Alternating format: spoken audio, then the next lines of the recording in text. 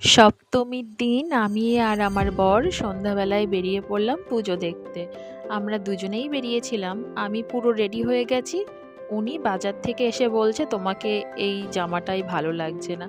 তারপর এই ড্রেসটি বের করলাম, এটা পরলাম। ওই জন্য একটু দেরি হয়ে গেছে। তারপর বেরিয়ে পড়েছি।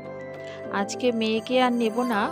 প্রত্যেক বছরই আমি আর ও একদিন দুজনে মিলে বেরোই। ওইদিন ফ্যামিলির কেউ থাকে না এবং মেয়েকেও নিই না। আর আজকে ঠাম্মি আর দাদুর সাথে ও গ্রামে যে দুটো পুজো হচ্ছে, পাশের গ্রামেও একটা পুজো হচ্ছে, আর আমাদের বাজারে রামনগর ওখানেও পুজো হচ্ছে, ওই প্যান্ডেলগুলি দেখবে। আমরা চলেও এসেছি। এটি হলে পাথরিয়া প্যান্ডেল। তো প্যান্ডেলটি দূর থেকে তো খুব ভালো লাগছে, আর রাস্তায় না ভালোই ভিড় আছে। আগের বছর অষ্টমীতে এসেছিলাম, এসে একটা দুটো দেখতে পেরেছিলাম প্যান্ডেল ভেতরে ঢুকে, কিন্তু অন্যগুলি যেতে পারিনি, কারণ হচ্ছে প্রচণ্ড ভিড় হয়। আর লাইন দিয়ে দেখতে হলে ধরুন এক একটা প্যান্ডেল দেখতে গেলে 1 ঘন্টা কি 2 ঘন্টা আপনাকে দাঁড়িয়ে থাকতে হবে। তো সেই ভুল আর এইবার করিনি, ওই জন্য সপ্তমীতে বেরিয়ে পড়েছি। আর প্রচণ্ড গরমে ঘেমে তো পুরো অবস্থা খারাপ, কারণ পুজো এবার একটু আগে আগে শুরু হয়েছে, ওই জন্য গরমও না খুব বেশি। কি সুন্দর হয়েছে প্যান্ডেলটি। আর এখন ভিতরে প্রবেশ করছি। ভিড় বলতে তেমনই নেই কিছুই, আর ভেতরে লোকজন আছে। আর যত ভেতরের দিকে যাচ্ছি তত তো গরম লাগছে। এত গরম কোনো বছর পুজোতে না বুঝতে পারিনি যে এত গরম পড়ে।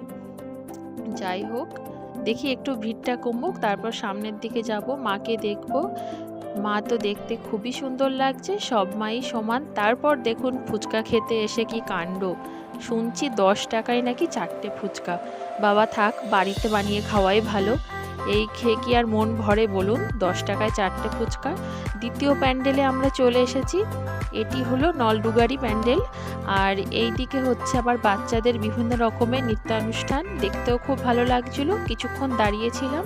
আর এখানেই আগের তুলনায় ওই মাঠের থেকে এই মাঠে প্রচণ্ড ভিড় হয়েছে। তো যাই হোক, আগে দেখে আসি প্যান্ডেল, তারপর এখানে কিছুক্ষণ দাঁড়াবো, কিছু ভালো লাগলে খাওয়া দাওয়াও করব। ভেতরে চলে এসেছি, আর এখানে প্রচণ্ড গরম, কারণ লোকও বেশি, আর চারিদিকে পুরো মানুষে ঘেরা। আর প্যান্ডেলটিও খুব সুন্দর হয়েছে। এখানে আছে আমাদের শিব বাবার মূর্তি, আর চারিদিকে ঝর্ণা। কি সুন্দর লাগছে না দেখতে বলুন। যাই হোক, আগের দিকে যাই, দেখি ওখানে আছে প্রতিমা।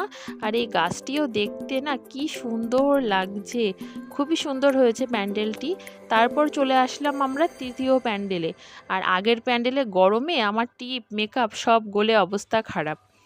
তারপর দেখা হয়ে গেছে, বেরিয়ে এসে